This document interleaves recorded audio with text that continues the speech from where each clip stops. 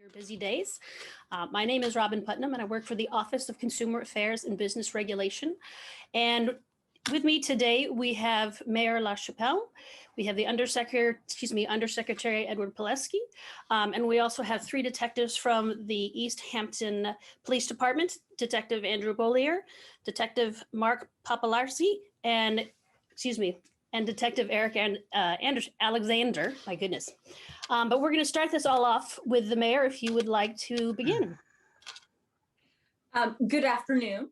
I had to check the clock and see that we were 3 minutes into the afternoon. Thank you to everyone who is joining us on the webinar, but also on Facebook Live, and those who will be watching it after the fact. Also, thank you to Undersecretary Ed Pileski for joining us. I think it's a great reminder that the Baker-Polito administration is always willing to work with Western Mass. They don't forget us.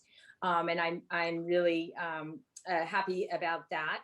As well, thanks to our three detectives who are dealing with what we're talking about every single day. This isn't new.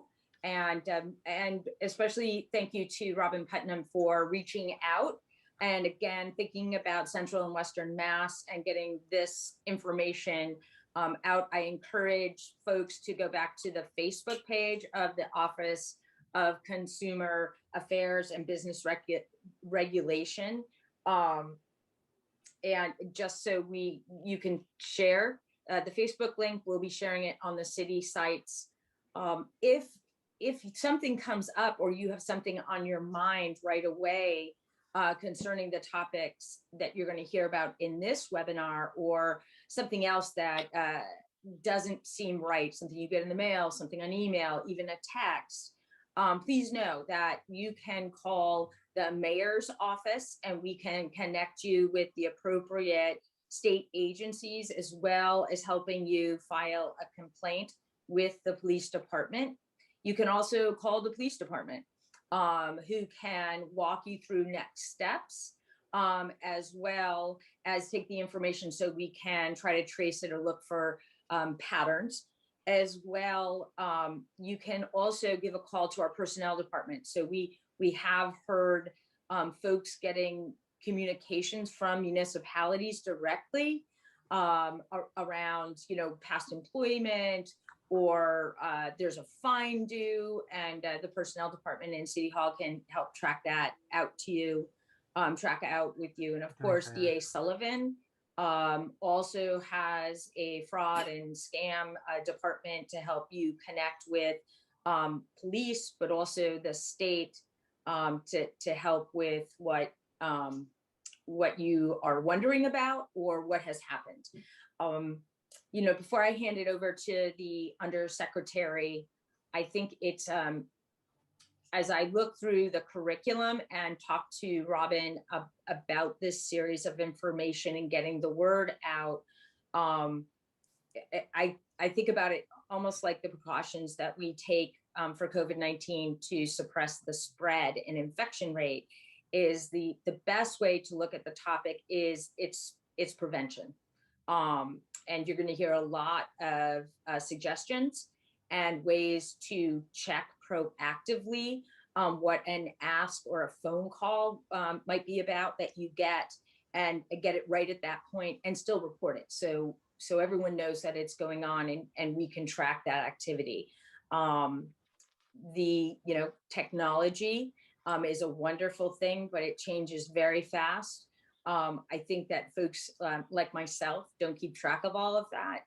And it's always better if something feels not right or odd, check in with, either Consumer Affairs or with your local police department, mayor's office, or even the DA to see if it's really what they purport it to be. That said, I will hand it over to the Undersecretary for additional comments. Thanks, Mayor. Good afternoon. Again, my name is Ed Pileski. I'm the Undersecretary for the Office of Consumer Affairs and Business Regulations. I'd like to start by thanking Mayor Nicole LaChapelle, and the City of Easthampton for partnering with us on this virtual consumer protection panel. We have a terrific panel today, including the mayor and her team, Easthampton Police Detectives again, Eric Alexander, Andrew Bollier, and Mark Popolarczyk, and of course our own Robin Putnam, who is our Manager of Community Outreach and Events at the Office of Consumer Affairs and Business Regulation, or OCABR as we call it. It seems fitting to host this event during Financial Literacy Month. It was designated as such by Congress in 2004 as a time to focus on how to establish and maintain healthy financial habits. This is a topic I believe that is very important and for which we offer numerous resources. In addition to consumer-related matters, my office oversees and supports 5 regulatory agencies. So I'll just talk a little bit about those quickly. First, the Division of Banks. The division examines state-chartered banks and credit unions. The division is a proponent of financial literacy and funds a grant program in partnership with the State Treasurer's Office of Economic Empowerment. That's a board that I sit on with Treasurer Goldberg. Specifically, the program funds statewide Credit for Life fairs at high schools across the Commonwealth. The Division of Insurance, the division regulates the insurance industry in the Commonwealth. And since the start of the pandemic, Commissioner Gary Anderson and the DOI has issued over 30 bulletins specific to COVID-19 on everything from telemedicine to urging automobile insurance carriers to issue discounts to customers for driving less frequently. The Division of Professional Licensure, the DPL oversees 28 boards of registration, the Office of Public Safety and Inspections, and the Office of Private Occupational School Education. And through its boards and offices, it regulates more than 580,000 individuals, businesses, and schools to engage in over 150 trades and professions, everything from cosmetologists to barbers, to plumbers and electricians, to real estate professionals and veterinarians. The Division of Standards, which is your weights and measures, ensures compliance with the weights and measures of packaged food goods, scanner pricing accuracy, and the measurement of fuel and auto body shops to eliminate fraudulent practices. And finally, last but not least, certainly the Department of Telecommunications and Cable, which regulates 263 telecommunications providers and eight cable providers. The Office of Consumer Affairs also manages a few core programs, including the Home Improvement Contractor Program and its associated arbitration program and the Guarantee Fund program, the state's lemon laws, and data breach notification. We also operate a consumer hotline Monday through Friday from 9 a.m. to 4:30 p.m. And you can call us at 617-973-8787 with any consumer questions. And I believe we'll have that number available. We believe that an informed consumer is an empowered consumer.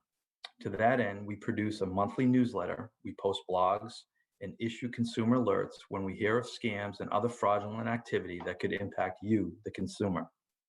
And finally, we partner with organizations like the BBB and the AARP to do events like this all over the state.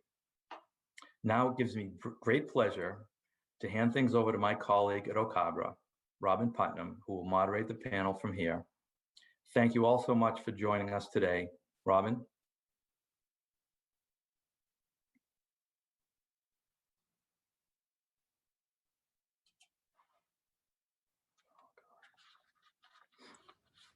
Robin, I think you're muted.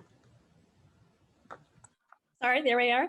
As the Undersecretary mentioned, we do have a consumer hotline, and just to let you know, it is not automated. You will actually get a human being who will answer the phone. And I think that's something I always try to let people know, simply because sometimes it's challenging to get somebody in the the state and the different offices, and how do you get a hold of people? So if you call us Monday through Friday, you will actually get a human being. If it's crazy busy, leave us a message and we will call you back as soon as possible. And I unfortunately have to make this quick question to you, everybody, but just so you know, we are never going to call you out of the blue, and we're not going to request personal information from you.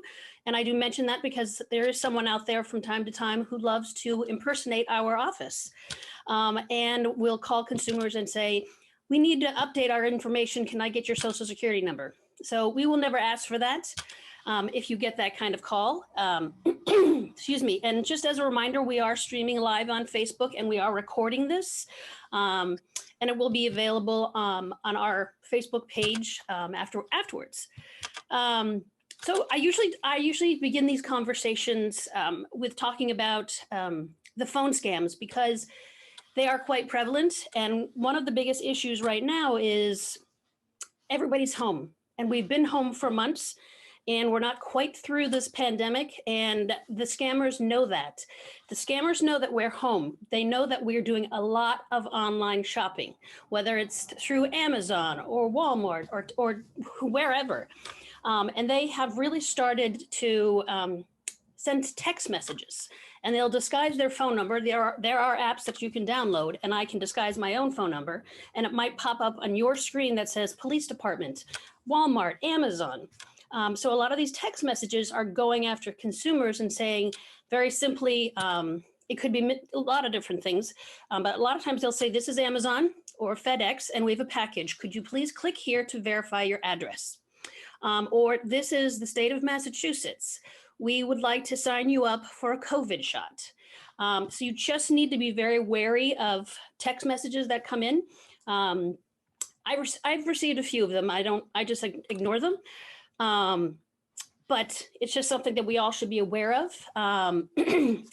And what I was thinking also too is with the text messages, really the big issue is it's not necessarily answering it. It's when you're clicking on that link, that's actually putting malware onto your phone or your however else you're going to be using it. And that's when the issues really start, is that they're getting into your phone, and it's quite frankly, it's a smartphone. It's a mini computer. So they like to infiltrate. They'll try to get all of your banking information, social security number, you name it, they're going to do it. And that's one of the biggest issues. But before I keep going, I wanted to thank the Undersecretary Pileski and Mayor LaChapelle for coming and being part of this conversation. I know that you guys both have very busy days, and I really appreciate you taking the time. Thank you. Very happy to be here. And I put the contact numbers in the chat. Wonderful. And I will do that as well. I will put our phone numbers as well, just when somebody else wants to speak as well. But I guess I could turn this over to the detectives. Are there different things that you are hearing scam-wise that may be specific to Easthampton, or maybe it's not? Well, thank you, Robin. Good morning. I'd like to, I think they stepped off, but I'd like to thank Undersecretary Pileski and Mayor LaChapelle for encouraging this collaboration between the two agencies on this important topic. We've seen a number of scams, typically, I guess, to go over a list, lottery scams, IRS scams, utility scams with your power company or electric company, the grandchild scam. So we've seen a number of them, and ultimately they will try to manipulate you in any way, shape, or form to get your personal and or financial information. And so it's not one particular. I mean, now is around the time of tax season, so that is a popular one. But there's been a number of them, and there's always different ones that are coming up specific to COVID or the vaccine, getting the shot. So I don't want to say any one overwhelmingly more than the other, but kind of just a wide range. Sure, understandable. So it was a question that came up. What do you do if you have clicked the link? What I always suggest to people is everybody should be updating all of their equipment all the time, whether it's a laptop, a cell phone, you name it. Everybody should always be doing those security updates. If you're not a very techie person and it kind of makes you nervous to do that, I would suggest getting a techie person in your life. And you can also when you do those updates, it just helps to keep the phone safer. if you're not sure, just I like to go to the Apple store. I have a lot of Apple products, and usually I'm a little concerned at how to fix it. So I will go there directly and just say, hey, I think I've done something incorrectly. Can you help me? Can you help me do an update? Inevitably, it's usually some very young teenager, and in 3 clicks has fixed the problem, and I feel a little foolish. But I think if you think you may have done something like that on any of your devices, reach out. I know that Best Buy had the Geek Squad. There has to be something in Easthampton. I'm sure of it. You know, everybody's using technology. And I think there's one more question that just came in. Yep. Oh. Just answer that one. But in regards to scams and fraud, I really would mention also all of the emails that you may or may not get, emails and text messages, phone messages. If someone leaves you, if they're impersonating somebody else to get you to react, you just have to be very careful with what kind of information you're going to give out to somebody.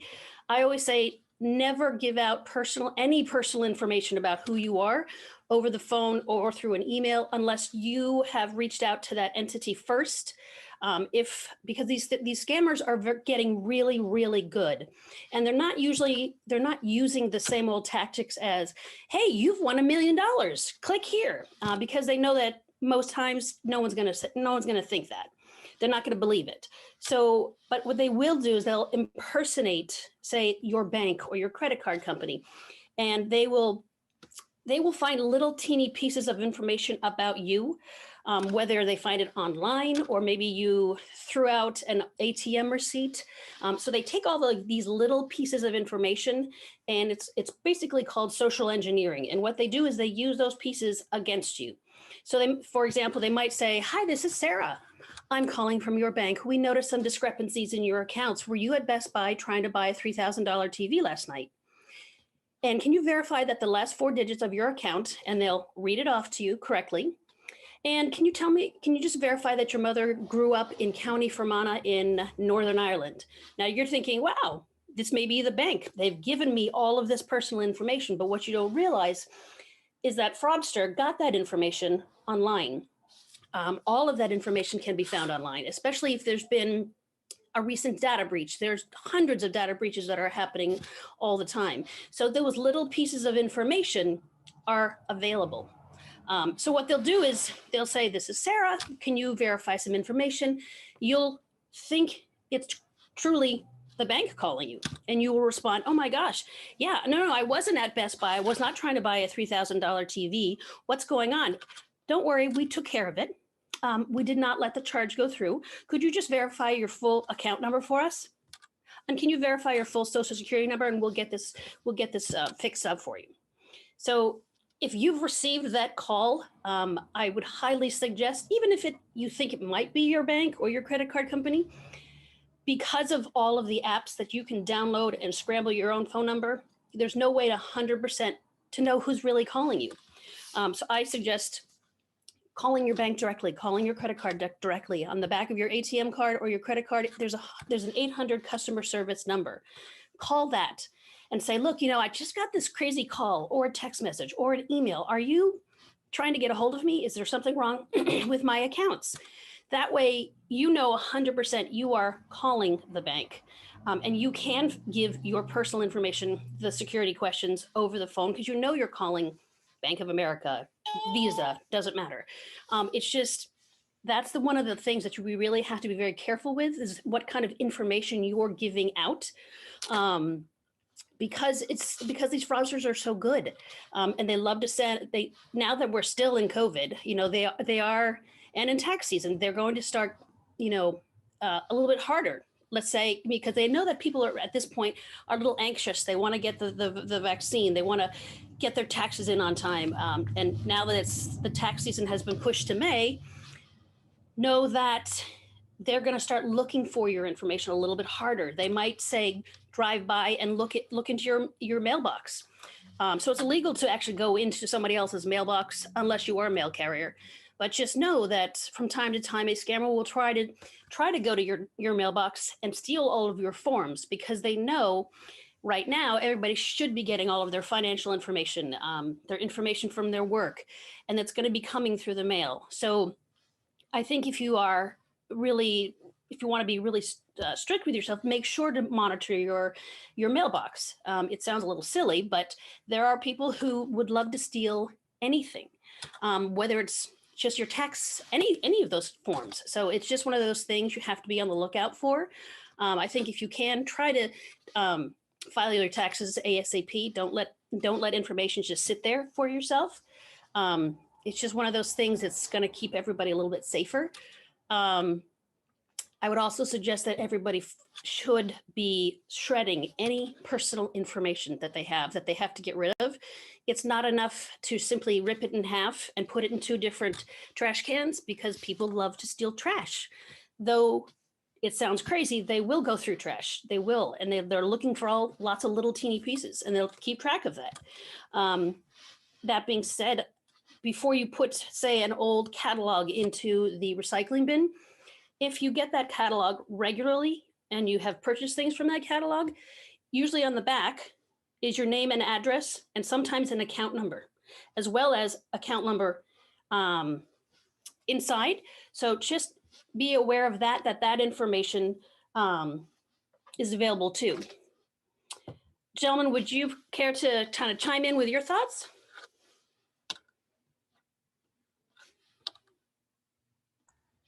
Sorry about that. So That's okay. one thing I wanted to add when you were talking about companies calling you and explaining something, I actually spoke with a member of a financial institution in town recently, and they told me that they don't take offense where if they are calling for a legitimate reason, a customer or a client, and they hang up on them, to call them right back. And they actually encourage it, because that is any scam artist, somebody trying to impersonate the bank or any business can make it seem legit, like they are that actual institution. So don't be afraid. Somebody calls you, they tell you the reason for the call, hang up on them, get the number, take your time, relax. It's not like it's a rush that you need to get back to them, but find the number of, say it's like, for instance, in Easthampton, Bank ESB. Get the number to Bank ESB, call them back and say, hi, I just received a call from the bank regarding whatever it may be. I got disconnected. Can I speak with a representative? And if it is legit, they're going to know that why you're calling and what you're calling about, and they're going to help you out. So I just wanted to add that little piece in there regarding that, sir. Yeah, I agree with you 100%. I have been called by my own Visa credit card from time to time, because I travel so much in Massachusetts for work, and they thought that was a little crazy. They're like, well, we know you don't live in Easthampton. Why are you trying to get gas? And they turn off my credit card, and then they call me and text me, and I know I didn't answer the phone, so I would just pull out my credit card, call 800 customer service number, and they're our bank and financial institutions, they are monitoring us very, they're watching us like a hawk, quite honestly.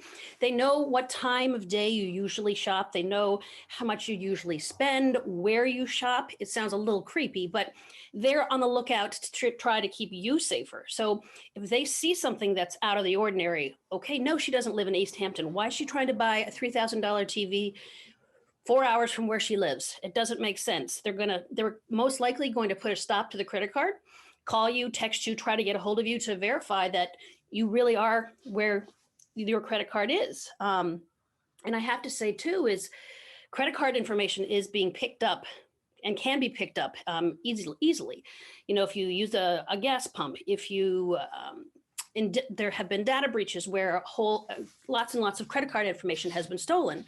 So I just think if you're going to use a credit card versus a debit card, I would try to use a credit card more often.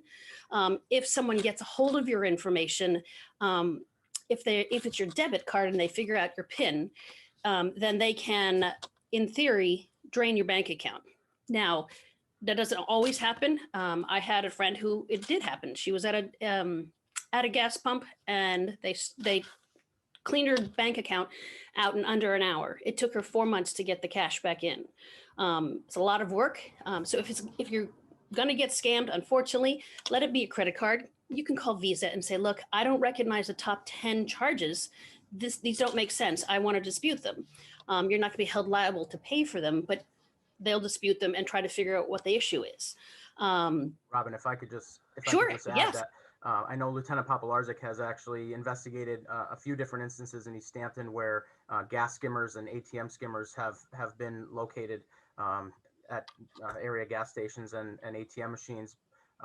The best way to think of it is a credit card. It's not your money that's getting stolen. And so while you'll have to file an affidavit and work with the credit card company to prove that it was fraudulent and it wasn't actually you that did the charge, it's not coming out of your hard-earned money that you have in your debit or your checking account. And it's a little less stressful. But I can, and maybe Lieutenant Popularczyk wants to talk about it now or at a later time, but we've encountered it here in Easthampton and have discovered these skimming devices. Good afternoon. Yeah, we've had a couple instances of gas skimmers, but I think the most important thing today, if anything, it would be to monitor your bank accounts and your credit card, which would be putting alerts on both. And so you would get alerted if somebody did a $1 transaction or $100 transaction. You'd be notified either by text, mail, or email right away, and you'll already know that something's not right. And I would add to the fact that if you suspect that you may have done something like clicked on a link or something, I would start changing my passwords, and I would check my credit report. And you are entitled to a free one a year. I think it's annualcreditreport.com, and you can check it to see if there's anything unusual on your account. Those would be some things that I would I check regularly, and that would prevent a lot of the fraud. I think you stay on top of stuff. I wanted to add that. So Sure, absolutely. I think you bring up a great point with checking your credit reports. It's very easy. It's kind of a boring read, but when you go through it line by line to make sure that whatever is listed there does belong to you. Make sure your name is spelled correctly, date of birth, you name it. If there is something that's incorrect, you can dispute that with the credit bureau. And I would take it another step forward, is to try to, when you have done that, if everything looks great, I would freeze it. It doesn't take much time. It'll probably take you under an hour to do it. It's not going to affect your current lines of credit. What it will do is, if a fraudster gets a hold of your social security number, it can make it next to impossible for them to open up a new line of credit. That being said, if you need to open up a new line of credit, maybe you're going to get a mortgage or buy a car, you can unfreeze it. It takes maybe 24 hours. It's not very long. So you can have that unfrozen, and then they can run your report, and you can with the financial institution. It's just, there have been so many data breaches that have occurred since COVID has started. So a lot of information is out there, floating around on the dark web. So you want to just make sure if you're monitoring your accounts, you'll see if something looks a little crazy. I would also, when you're monitoring your credit card bills and your other statements, look for the $1, $2 charge that doesn't seem to make sense. For example, maybe you only go to CVS and all of a sudden there's a $2 charge at Brooks Pharmacy, or vice versa. That should seem a little sketchy. That should be a little bit of a red flag for yourself. That because a lot of fraudsters will make much more money scamming 1,000 people once a month of $2, as opposed to scamming one person of $1,000. You'll notice that, your bank will notice that, the financial institution will notice that, and they won't let that charge go through. But a $2 charge will go right under the radar. So if you see something like that, I would highly suggest contacting your bank or your financial institution and looking at that. And if need be, change your passwords. Everybody should be changing your passwords every 4 months in general, which usually people hate to hear that, but we are very known for having very weak passwords. We are known for recycling passwords, using your child's first names, street that you grew up on, favorite color, you name it, and then adding a 1, 2, 3. the fraudsters know that. And sometimes passwords also are involved in data breaches. So if you have received a data breach notification saying that your information has been compromised, I highly suggest go through all of your passwords, change them, make them long, make them crazy and different. It's just one of those things that will help keep you a lot safer, I think. Robin, can I Sure. expand on the credit? Yes, of So course. if you're gonna freeze your accounts, which is a great idea, you have to do each one individually, all three of them, not just one of them. Yeah. So that's something to know. If you're going to do that, each one has to be done individually. And I have frozen my account. My accounts are frozen to the credit part, and it's very simple to deactivate and activate it. So that's an excellent thing to do to protect yourself. Absolutely. I couldn't agree more. I've already been involved in 2 different data breaches, so I know about my information's floating around on the dark web. So yeah, I froze my information, and I just recently got a mortgage, so completely forgot that I had frozen everything and I didn't get the mortgage. And he said, I can't get in. And I'm like, oh, that's because I froze it. So I said, give me 10 minutes and I'll unfreeze everything. So it really honestly doesn't take much time.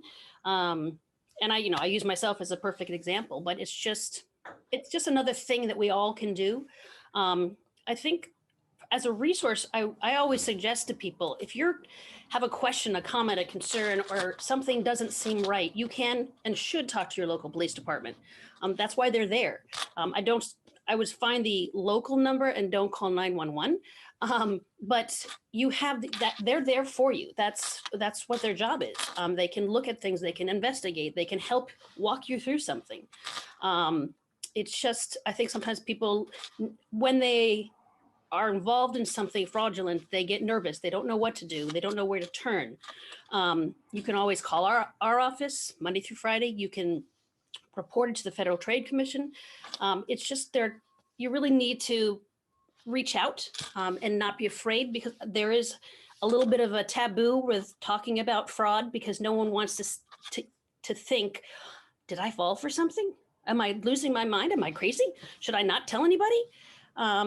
And I suggest, do tell somebody. Talk to your family, talk to the local police department and say, hey, something doesn't seem right. I may have fallen for something. Can you help me? You bring up a good point, Robin. We've discussed stuff with your credit and freezing it and putting alerts and everything, but I think an important thing to kind of go over, and even if it seems rather whether common sense or just you should know about it, and that is, how do you prevent being scammed? And it doesn't matter your age. People say that the elderly get scammed more easily, and they're tricked into things, but that's definitely not the case. Especially here in Easthampton,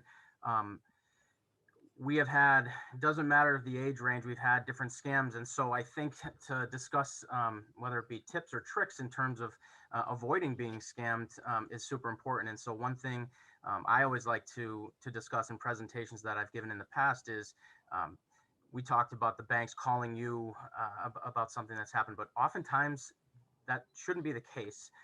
For instance, a recent case, Apple, they contacted a resident of Easthampton and said that their computer has been compromised. But you know how many people subscribe to have an Apple ID or have an account with Apple? They're not going to just pick you out of the crowd and call you and say that you've been compromised. You're going to need to call them if you think something happened to your computer. Unfortunately, they agreed and thought that something was up and allowed that individual on the other end of the phone, which came up as Apple on their caller ID, and it was used with a voice over internet protocol, so they could disguise their number. They were granted access into that person's actual computer, and they remoted in and started manipulating their bank accounts, and the person was watching hundreds and hundreds of dollars get removed from their checking account before their eyes. And they can't just unplug their computer and it's all over, because they no longer have control of that computer. So one tip or suggestion, somebody shouldn't be calling you to tell you that something can be fixed. If you think there's an issue, you're going to need to call that agency, or that, say, Apple, for example. Another thing that I want to bring up is how quick, and they always try to to get you to do something so fast. You can slow down, take a breath. I'll go back to the grandkids scam, for example. The grandkids scam, we've had it recently here in town, where individual gets a call and says that their grandchild was involved in a car crash in Florida, and in order to prevent them from being arrested and being responsible for the damages to the car, which was a rental, they needed to submit gift cards to the rental car company. And they time is of the essence. They're roadside and they're going to be arrested, so you need to go down to your local Walgreens, CVS, and pick up $400 or $500 gift cards to Walmart or Apple Play or whatever, and scratch off the back number and relay those numbers to us. Once we confirm receipt, then your grandchild is all set. Well, the trouble is, and what I think people just get caught up in, it seems so believable and so real, the scam individual will do their research, go online and find out about your family members if they're on vacation through Facebook or any other avenue, and make it seem super believable. They do their research. They're very smart. But I think the one thing to remember is gift cards are for gifts. Gift cards are not for payment. So if it's, well, unless you are actually going and making the payment yourself somewhere, but they are not designed to, give out as a payment over the phone when somebody calls you about something. So just a little something to keep in mind. And out of everything there, and then I'll turn it back over to you, is, like I said already, slow down. It's not a rush if you think something seems a little off, it probably is. If your instincts are telling you that this seems suspicious, trust your instincts, call a family member or a friend, or honestly, call the police department, your local police department. We'll be able to guide you along the way, and it could save you some headache with either financially or with your personal identity information. So correct me if I'm wrong, Sergeants. My guess is that the police department does not take gift cards as a form of payment. No, that's that is not something that we're in the business of. So yeah, that the grandparent scam really is a little scary because their tactic is to make you so nervous that you just react. And as Eric points out, you just have to take a second and go, wait a minute, does this make sense? And you mentioned something about Facebook. If you're going on vacation, post your pictures when you get home. Don't tell the entire planet that you're going to Bermuda for 3 weeks, because then the police department is going to get very involved, because what happens if someone wants to go and burglarize your house? I just don't do it. Don't do it. Don't be very careful what kind of information you're posting online. There's a lot of overposting, unfortunately. There is one question that just came in. What is the difference between credit card fraud and identity theft? I'll answer it. Credit card fraud, quite honestly, is they're just lifting your credit card, and they're trying to go shopping, do a little shopping spree. They're not getting information about who you are physically, your social security number, any of that. They're just getting access to your credit card or debit card, so your financial information. But identity theft is when someone steals your social security number, or more of your personal information, like your passport information. They're going to use that information to be a new you in a different state or a different town. And then they may open up a credit card in your name, and that's where the identity theft steps in. Yes. And now you're getting charges on your credit report, and you're making these charges that you know nothing about. Mm-hmm. Yeah, so and Eric, you brought up a great point. Fraud and identity theft, it's not just for the seniors, all age groups, all demographics. And what people don't realize too is children who are 18 and younger are 52 times more likely to have their social security number stolen and abused, because the fraudster knows that mom and dad probably will never run a credit check on little Susie, who's 3. Why would you? She's 3. She shouldn't have a credit. But the issue is too, AARP had a great article a couple of years ago. There was a breach of a daycare center, and they made it look like they were stealing pieces of, computer equipment, etc. But what they didn't realize is the fraudsters got a hold of the social security numbers of 6 children. Fast forward 16 years later, one of the little girls went to go get her license. They ran her credit. She had 6 DUIs in different states, and it took 4 months to clear her name. So if you have children or grandchildren, I highly suggest you do a credit report check for those two as well, and freeze that, because a lot of people don't think, oh, kids, why would we go after kids? It's a little scary. Another question came in. Is it my fault I have identity theft? Am I able to stop it? Is it my fault? So it's definitely not your fault at all. It's a lot of people the reason why a lot of people don't want to talk about identity theft, because they feel like they've done something wrong. You haven't done anything wrong. It's the fraudster who has gone after your information and you didn't realize it. So it's not your fault at all. Things you can do to stop it. Yes, we've talked about a lot of different things that, little tips and tricks, monitoring your accounts, freezing your credit, really monitoring your accounts. There are skimming devices wherever there is a credit card. So it's not your fault, but you can stop it, and you can ask the police department for some help. Call our office, call the Federal Trade Commission. There are ways to help alleviate that. Let's see, are there any other questions coming in? Gentlemen, do you want to chime in, or are there anything we have missed today? I would say, Robin, just a side note about, we're talking about different people getting scammed. It's not just people, it could be businesses as well. And we've had it, the electric company calling businesses, telling them that they're shutting electricity off if you don't go down to Walmart or something and get gift cards. And the same thing, and the businesses are panicking because they think their electricity is going to get shut off. So like I said before too, like Eric said, take your time. The time is on your side. They want you to rush and make a rash decision. And that's something I would call the electric company myself, or call the direct number. Don't call the number that they give you, because that's all part of the scam. Yeah, absolutely. And it seems like everything we're saying here is intended to scare you. I mean, to go back to the previous question, it is definitely not your fault. This can happen to anybody, and this is kind of why we do this. So in hopes that we provide just that little nugget of information that the next time, because inevitably it's going to happen where everybody, I'm sure, on this Zoom, this webinar today, is going to have somebody attempt to scam them.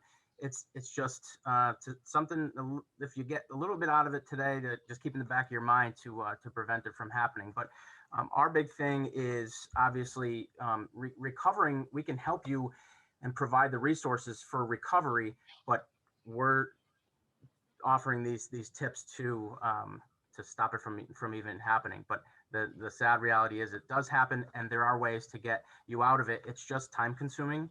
And it's stressful. So I don't know if anybody has to add to that, or there are any questions regarding that. But obviously, if you do become a victim of identity theft or fraud, the biggest thing is calling that company first. That gets the ball rolling. And then, as we said and discussed in the other, earlier, that calling the credit report companies and placing those alerts and whatnot. But everybody just gets so nervous about everything, that they're getting calls and they're getting texts and they're getting, just take a step back, and there's a good chance you'll avoid being scammed if you just slow down. Agreed 100%. I think you hit the nail on the head. It's just, you've got to take a step back, take a deep breath, and say, do you think my grandchild really has been arrested? Maybe you should just call that grandchild or that family member and say, I just got this strange call. Is little Johnny okay? And you could just make that simple call will solve the problem. You know, it's just, it is about taking the time, because that's what the biggest tactic is. Fear. They're trying to make you fearful. They're trying to make you just respond and not think, just react. Or they'll even, you know, they'll say, you know, don't call the police. They can't help you. Well, yeah, actually the police department can help you. Absolutely. 100%. But they want to put the fear. That would be a dead giveaway. If somebody says don't call the police, that should be your first call. Yeah, absolutely. 100%. Let's see, are there any other questions that came in? And then do you gentlemen have any other things that you would like to mention? Just about up to 45 minutes.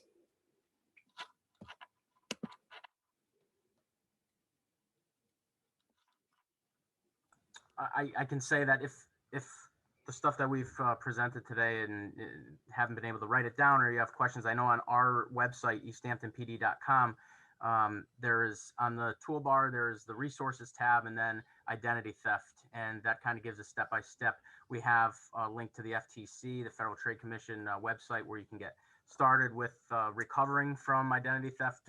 And then there's also an identity theft packet that we have in-house, or I also believe available online. And it kind of just gives you a step-by-step the process to unfortunately work your way out of being a victim of identity theft.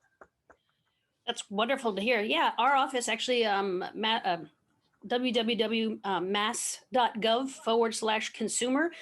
We have a whole page on identity theft and different links. And I highly suggest just going and take a quick look if you need something. And then taking another step forward, if you need to call us, please feel free to call us Monday through Friday. We are happy to walk you through, help you understand what's going on, and give you tips and get you your your identity fixed.